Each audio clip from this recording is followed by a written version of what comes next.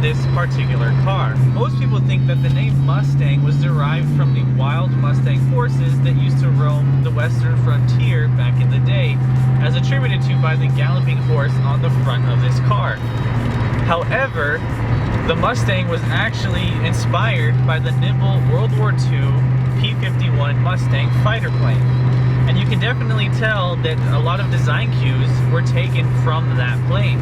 With the double bubble dashboard, you've got all the gauges that were different from a lot of the cars of this time.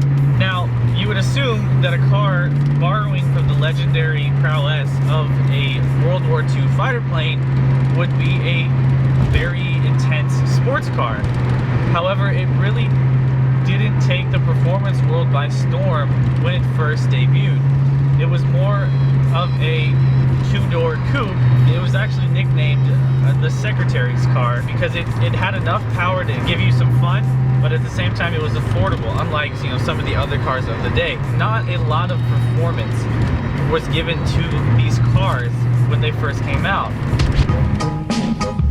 That was until they reached the hands of Carroll Shelby, who once he got hold of it, he injected the car with his motorsport experience and expertise, eventually coming out with the GT350 of 1965. Ever since then, the Mustang has become a staple in motorsport, improving itself with every reiteration, becoming one of the pinnacle American muscle cars in its field. And that statement holds true with Ford's latest version.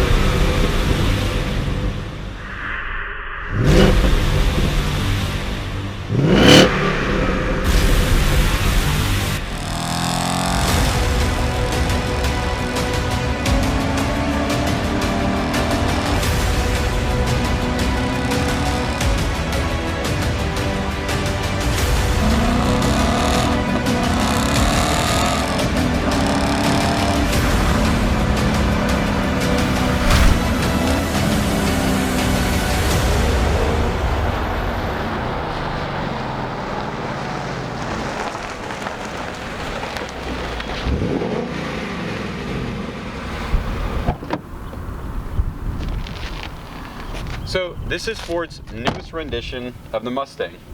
It actually debuted in 2015 and it was under the name S550. Now with this new breed of Mustang, Ford has departed from their lackluster performance and transitioned into a new, more refined, nimble sports car. Now although this design was controversial at first, Ford engineers decided that it was at its core still a Mustang, and well, it is.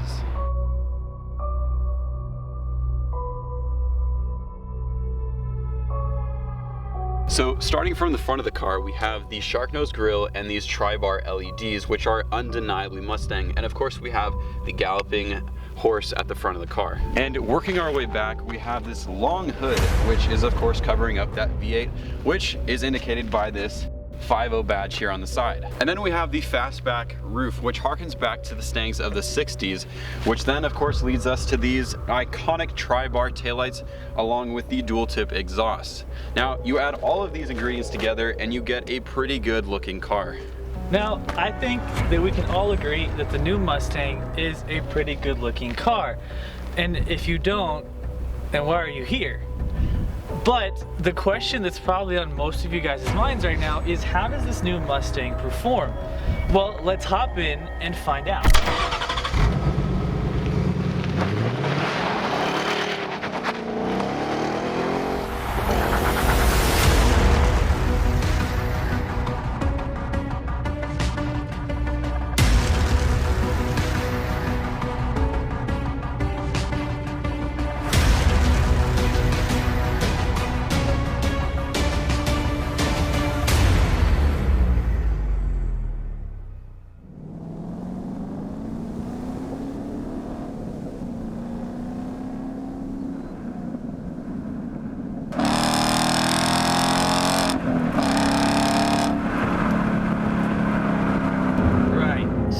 up at the front, we've got a 5-liter V8 producing 435 horsepower to the crank and 400 foot-pounds of torque being sent to the rear wheels via a 6-speed manual transmission, which is a must if you get this car the way we have it.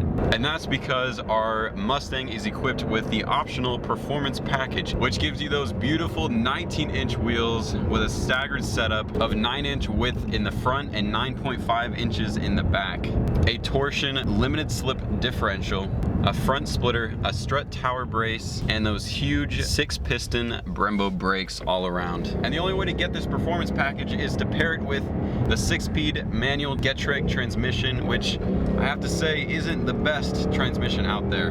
This transmission, although very notchy, does have its share of problems. Now, it works perfectly when you're driving normally, or I should say unspiritedly, but as soon as you try to have some fun with it, it's very easy to miss shifts and hard to actually put it into gear sometimes.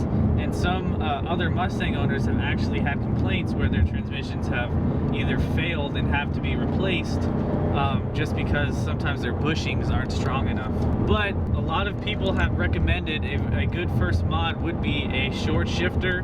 One of the ones I've heard recommended is an MGW short shifter, which does take away a lot of the problems with the transmission and kind of gets it similar to what the GT350 transmission shifts like. All the transmission problems aside, all that 435 horsepower and 400 pound-feet of torque going through these 373 gears catapults you to 60 miles per hour in just 4.8 seconds, running the quarter mile in just 13 seconds flat at 111.4 miles an hour.